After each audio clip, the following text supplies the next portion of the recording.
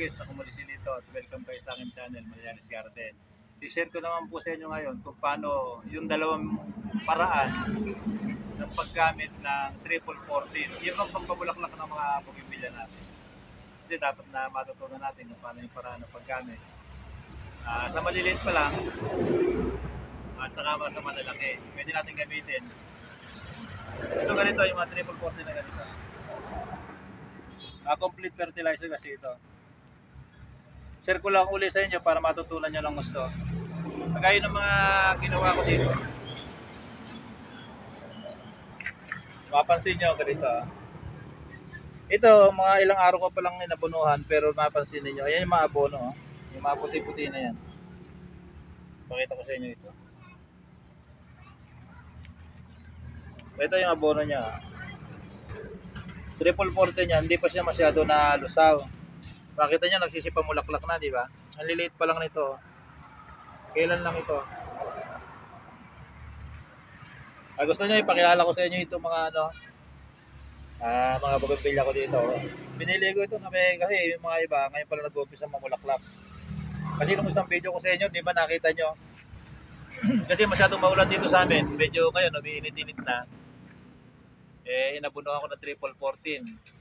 Mga 4 days pa lang ito nabunuan. 4 to 5 days siguro. Kasi madalang kong diligan, kaya yung abono na ito. Siyempre, madalang natin diligan yung bougainvillea natin, di ba? Hindi pa siya masyadong nalulusaw. Kaya maganda itong triple 14. Dahan-dahan siya nalulusaw. Ganyan.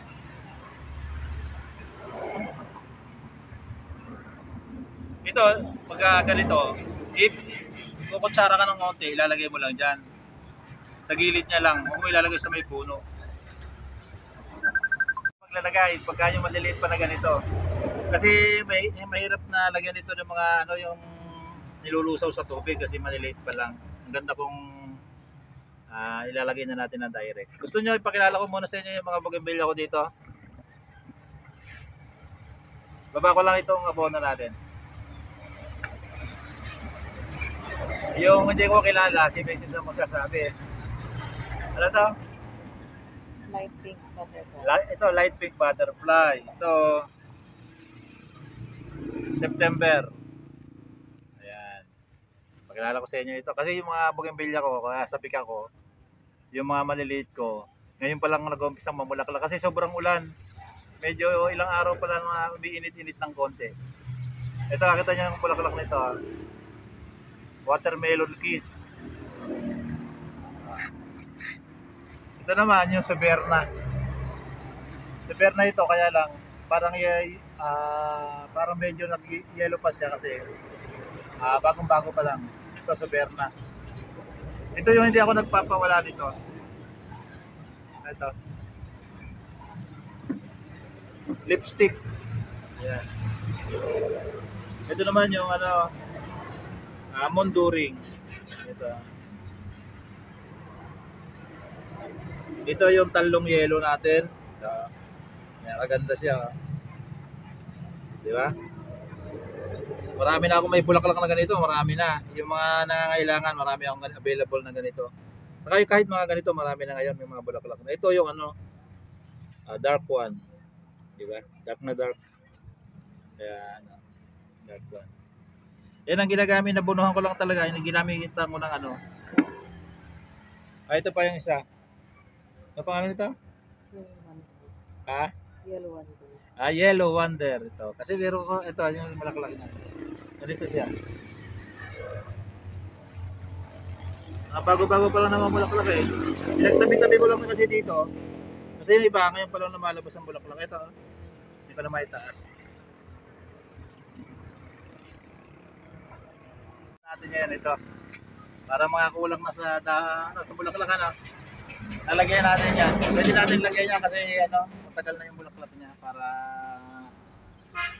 tuloy-tuloy sa mga bulaklak.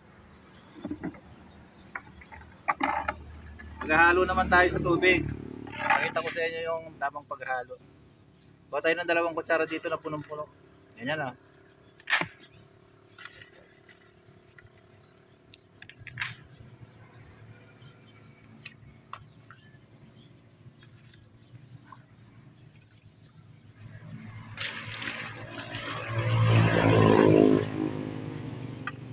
muna natin ng 1 liter.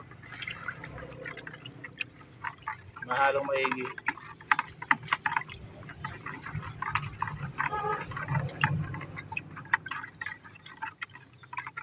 Kailangan lang dito sa dito sa hinahalo na ito, madali siyang tumalabagat. Kaya lang dapat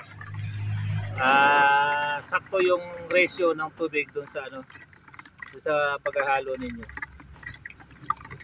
Pakita ko sa inyo kung ilan ang bilang ng tubig. Haluin muna natin. Mas madaling mahalo kasi pag kukunti yung tubig, di ba?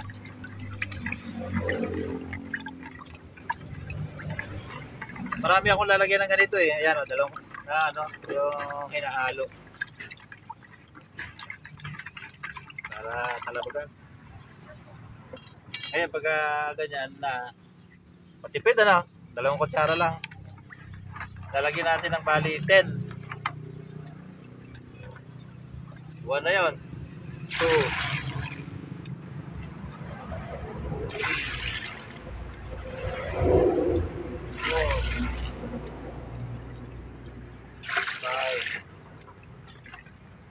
6, 7, 8, 10 ito eh. Bigyan na natin lahat. Yan, 10 litro yan. Halo na. Kukulay gata siya ng ganyan. Hindi man masama ito na mahawakan. Yung dalawang kutsara, na bali 10 liters yung nilagay natin na tubig. Sakto yun. Ganito lang paglalagay. Lagay natin.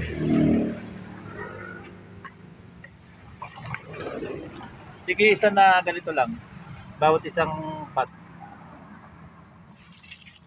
Medyo matapang lang ito. Pero kasi talabagat ito.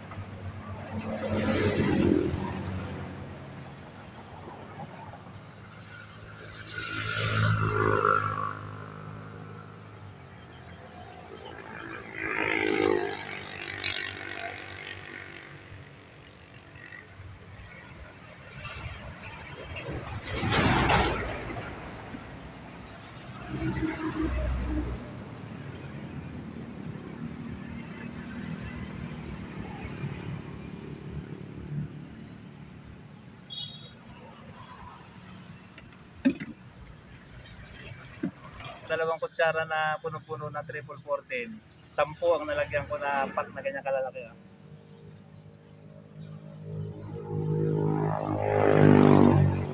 Okay na yun. Minsan lang isang buwan na lalagyan na gano'n. Kahit itong ganito, basta yung triple 14, minsan lang isang buwan natin lalagyan ng abono. Talaga nakakatulong siya sa pagpapabulaklak. Saka pagka namulaklak siya, malalaki, pagkaraan. Press na press. Kagaya dito, nakita nyo. Ganda. Andito na lang at maraming salamat sa patuloy na panonood nyo ng mga video. Pag nagustuhan nyo yung video ng ito, please like, share, and subscribe. Okay, notification bell para updated kayo sa mga susunod ko pang video. Bye-bye.